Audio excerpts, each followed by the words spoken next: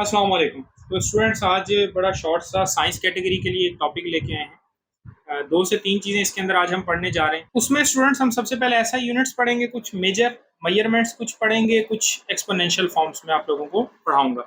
तो सबसे पहले अगर हम ऐसा यूनिट शुरू करते हैं तो दो चीज़ों से जो है वो इसको स्टार्ट करते हैं कि लेंथ। अगर हम लंबाई की बात कर रहे हैं तो इसका ऐसा यूनिट क्या होगा। अगर आप स्टूडेंट्स को पता है तो लाजमी बताएं, इसका होगा मीटर। अच्छा स्टूडेंट्स, अगर हम बात करते हैं मास की,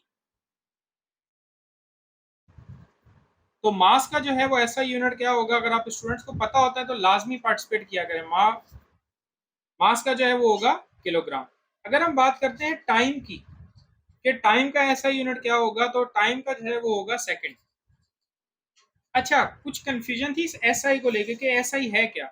ये होता है इंटरनेशनल सिस्टम ऑफ यूनिट्स, के इंटरनेशनली जो यूनिट्स का सिस्टम बनाया गया है उसके मुताबिक जो है वो हमें चीज़ों को लेके चलना होता है। अच्छा, अब हम आ जाते हैं टेम्परेचर का। टेम्परेचर का जो है वो बिल्कुल आसान सा है, केल्विन। उसके बाद हम बात करते हैं ल्यूमिनस इंटेंसिटी, इसका है कैंडेला। थर्ड नंबर पे अगर उसके बाद नेक्स्ट हम बात करते हैं तो नेक्स्ट हमारा है वॉल्यूम। वॉल्यूम का जो है वो हमारा है मीटर क्यूब। उसके बाद हम बात करते हैं वेलोसिटी की। वेलोसिटी का ऐसा यूनिट हमारे पास बनता है मीटर पर सेकंड, इसका निशान का मतलब होता है पर सेकंड। उसके बाद फोर्स की हम बात करें तो फोर्स है न्यूटन किलोग्राम या फिर मीटर पर सेकंड, ठीक है। अच्छा, उसके बाद अगर हम बात करते हैं डेंसिटी की, तो डेंसिटी का हमारे पास है kg into metre cube, okay. अब हम बात करते हैं एक्सेलरेशन की, जो कि लास्ट है हमारा। एक्सेलरेशन का जो है वो आसान सा है मीटर पर सेकंड स्क्वायर। तो ये तो हो गया हमारे पास कुछ बेसिक यूनिट्स, ठीक है। अब मैं इसको थोड़ा सा इधर से ड्रॉ कर देता हूँ एक अलग से पोर्शन। अगला हम शुरू करते हैं जो कि है मेजरमेंट्स का। तो मेजरमेंट्स जो है वो कुछ मैं मेजर पढ़ाऊंगा, बाकी सारी कुछ चीज़ें मैं आपको ग्रुप में भी शेयर कर दूंगा, और कुछ जो है वो मेजरमेंट्स मैं फेसबुक पेज पे भी अपने अपलोड कर दूंगा। सबसे पहले अगर हम मेजरमेंट पढ़ते हैं तो मैं कुछ पहले मेजरमेंट्स आपको लिख देता हूँ। 1 यार्ड किसके बराबर हमने लिखना है, 1 इंच का हमने कैसे लिखना है। उसके बाद 1 सेंटीमीटर का हमने मालूम करना है, 1 सेकंड का मालूम करना है। उसके बाद 1 सेकंड का जो है वो हम दो तरीकों से देखेंगे। अच्छा, सबसे पहले 1 यार्ड अगर हम फीट में देखें तो 3 फीट होता है। 1 इंच अगर हम सेंटीमीटर में देखें तो 2.53 सेंटीमीटर होता है।